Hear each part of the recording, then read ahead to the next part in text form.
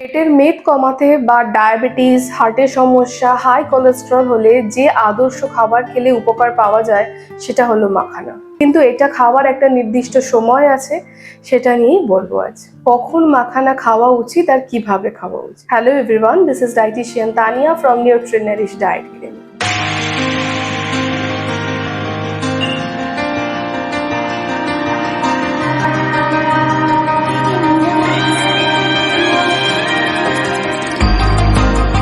মাখানাকে একটা super food বলা হয়, কেননা এতে থাকে protein, calcium, magnesium, iron, antioxidant এবং অনেকটা পরিমাণ ফাইবার। মাখানা কখন খাওয়া উচিত?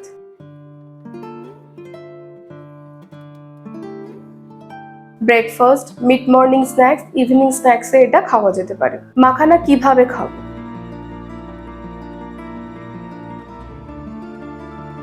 মাখানা দই দিয়ে খাওয়া যেতে পারে, বা হালকা রোস্ট করে ড্রাই ফ্রুট অ্যাড করে কোনো এয়ারটাইট কন্টেনারে রেখে দিতে পারেন।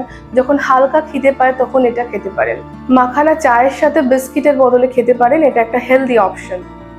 মাখানার সাথে চিড়ে মুড়ি একসাথে রোস্ট করে রেখে দিতে পারেন, ইভিনিং স্ন্যাক্সে বা মিড মর্নিং স্ন্যাক্সে এটা খেতে পারেন। এতে প্রচুর পরিমাণে ফাইবার থাকে, যেটাতে পেট অনেকক্ষণ ভর্তি থাকে এবং গাট হেলথ ভালো রাখতে সাহায্য করে। সব মিলিয়ে মাখানা হলো একটা আদর্শ স্বাস্থ্যকর খাবার। ভিডিও ভালো লাগলে শেয়ার করবেন, আমাদের চ্যানেল নিউট্রিনারিশকে সাবস্ক্রাইব করতে ভুলবেন না। সবাই ভালো থাকবেন, সুস্থ থাকবেন, আবার দেখা হবে।